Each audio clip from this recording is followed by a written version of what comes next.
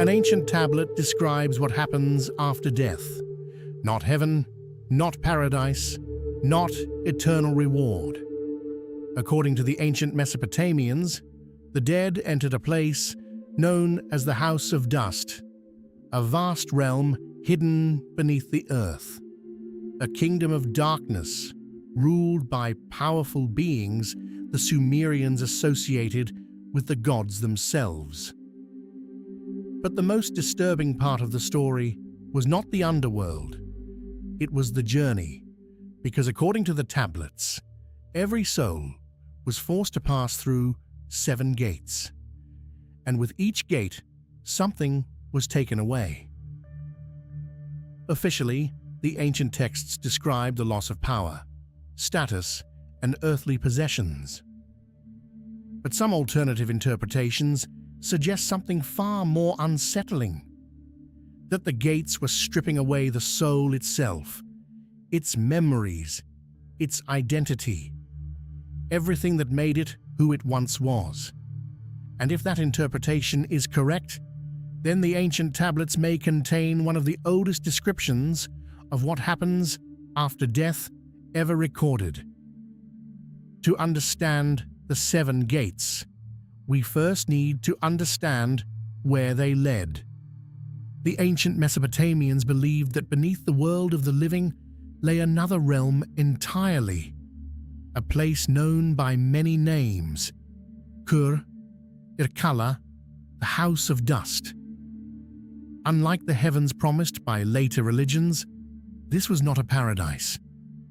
It was a vast underground kingdom where the dead existed as shadows of their former selves. The ancient texts describe a land where dust was food, clay was bread, and darkness stretched endlessly in every direction. It was a realm ruled by Ereshkigal, the powerful queen of the underworld. Even the gods treated her domain with caution, because once someone entered, returning was almost impossible. And according to one of the most famous stories in Mesopotamian mythology, even a goddess would learn that lesson. Her name was Inanna, one of the most powerful deities in the ancient world. And for reasons that remain mysterious, she chose to descend into the underworld. What happened next would become one of the most important stories ever recorded, because the tablets describe every step of her journey, every gate, every loss, and perhaps every stage of what the ancient world believed happened after death. Before entering the underworld, Inanna was warned, because everyone knew the same rule. The realm of Ereshkigal was not a place that visitors returned from. Yet she descended anyway, and soon she arrived at the first gate. The gatekeeper stopped her. Then something unexpected happened. A piece of her power was taken away. At the second gate, more was removed. At the third, another symbol of her status disappeared. Again and again, the process continued. 7 gates, 7 losses, 7 stages of descent.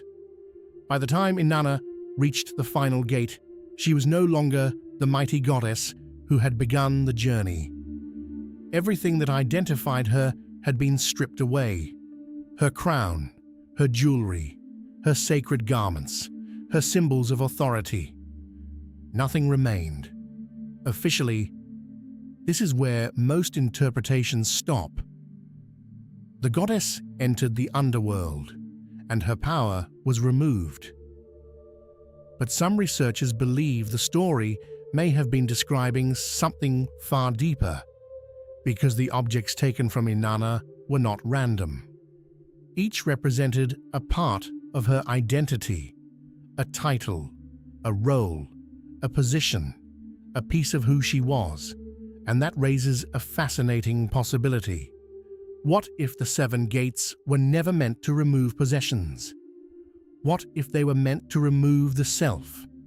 not all at once, but gradually, one layer at a time, until nothing remained except the soul itself.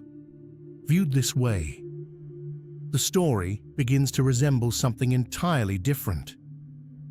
Not a journey through a physical underworld, but a process, a transformation, a passage between one existence and the next.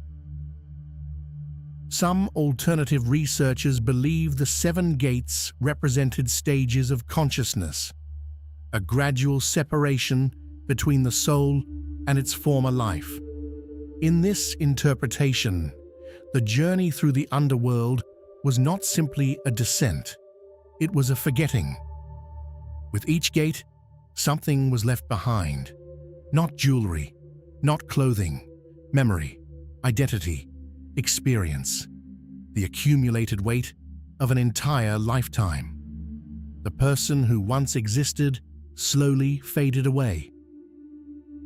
And by the final gate, nothing remained except awareness itself. Interestingly, similar ideas appear in many later traditions.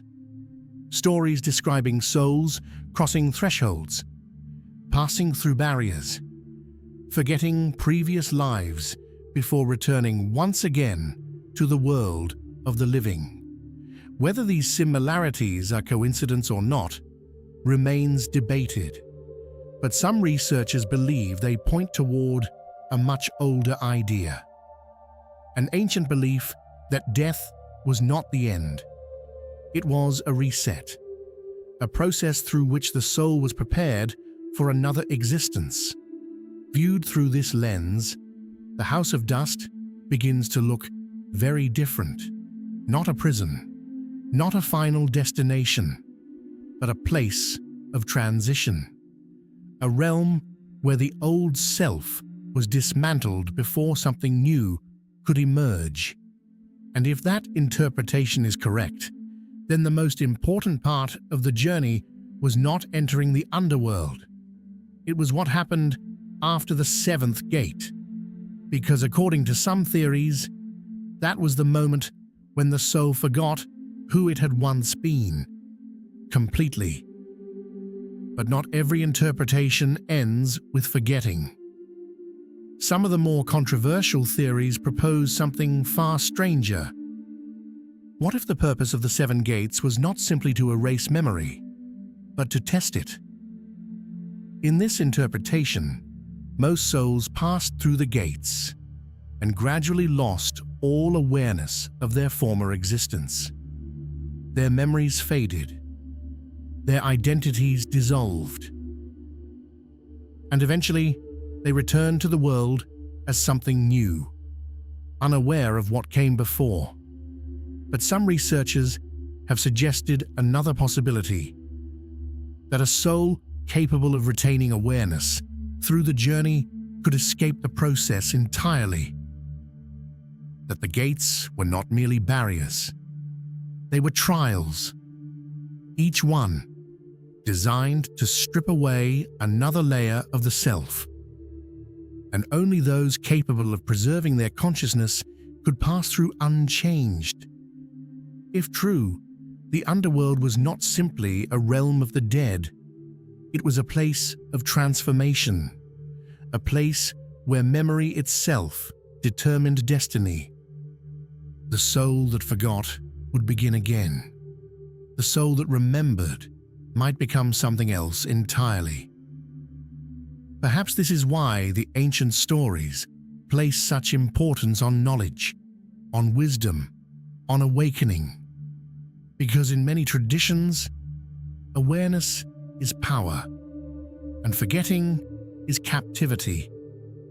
Of course, the tablets never state this directly, but the symbolism has fascinated researchers for decades, because the idea appears again and again throughout history.